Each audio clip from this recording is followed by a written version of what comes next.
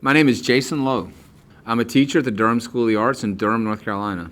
I teach 4 sections of advanced placement psychology and 1 section of senior civics and economics. What made you want to teach psych? I sort of fell in my lap my first year teaching. I had no intentions of teaching psychology, but it was my first year teaching at Hillside High School, also in Durham, North Carolina. And there was a job, and I needed one. And they said, would you be willing to teach psychology and sociology? I said yes. Since then, I have gravitated mainly to that. When I first was hired here at DSA, there was not an opening. There was another gentleman here by the name of Victor Cadilla, and he was teaching it, but when he left to do graduate work, the opportunity was there, and I was lucky enough to get the opportunity to teach it here as well. What's it like being back from COVID? I've actually, from a personal standpoint, I have been surprised at how easily I've been able to transition back in. I had some reservations, I guess, as most of us did.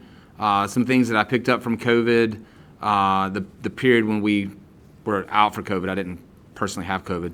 But I actually do get up in the mornings a lot earlier than I did before, and I like getting some work done before I come to school. That's something I didn't do before. So typically, if students, for instance, turn their vocabulary in on time, I'm able to grade that before I even get to school that morning. Do you ever wish you had chosen a career outside of teaching? Well, my initial career was in journalism. I was a professional journalist for 3 years. And was not digging that vibe as much as maybe I thought I was going to, and so that's what led me to go to graduate school. So I think I had an idea of other options first and decided to go in this avenue, whereas I know a lot of young people decide to be a teacher early in life and then decide maybe it's not for them and go in a different direction. So perhaps that's why I've been able to stick with it as long as I have. As a teacher, what is your teaching philosophy? My teaching philosophy is that every single kid deserves an equal opportunity to learn. Not every kid learns the same way, and it's my job to try to reach the kid where they are and to allow them maximum opportunities to learn. I don't consider myself a teacher. I think that's too passive in terms of the student's viewpoint. I'd rather consider myself a facilitator of learning, and that advocates more for the kid and less for the teacher's expectations. We know you're a person who likes to learn a lot about different cultures, and we heard from an outside source that you once moved to Malaysia and did some stuff there. Would you like to tell us about that a little bit? I can neither confirm nor deny that. Okay. No, I lived in Malaysia for 3 years. It was a wonderful experience. I grew as a person. I grew as a parent. I grew as a professional. Getting out of a sequence of expected sort of schemas. This is what I do in the morning. This is what I do at school. Pushing myself past boundaries that I didn't even know that I could in terms of experiences, I think was super gratifying for me, and I would not give anything for the opportunity and would probably do it again if given the chance. How do you think COVID will affect students in the future?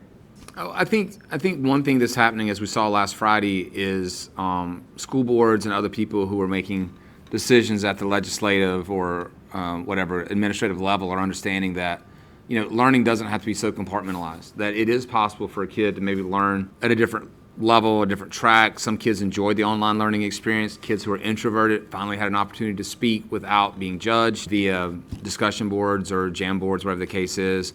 We realize that we will be able to get everything in even if we do take a day off, which is what I was referring to when I said last Friday. So I think we're looking at holistic learning a little bit differently, and I think it's something that had to happen.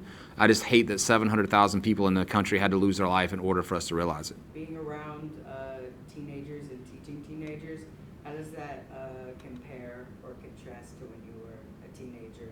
I think the thing that's the same, which I talk about in AP psychology sometimes, is when you're younger, you don't necessarily see the bigger picture of learning. I had academic success, but I don't know that I really push myself to the idea of learning for the sake of learning. I think it took a while for me to adapt and understand, and probably really didn't happen until I got to graduate school. So I think it was even more prevalent when I was younger. It was all about getting the grade. It was all about getting into college. Because again, at my high school, only 25% of us out of a graduating class of 192 actually went to a 4-year university. Whereas today, I think you guys, the expectation is that you at least go to a 2-year school.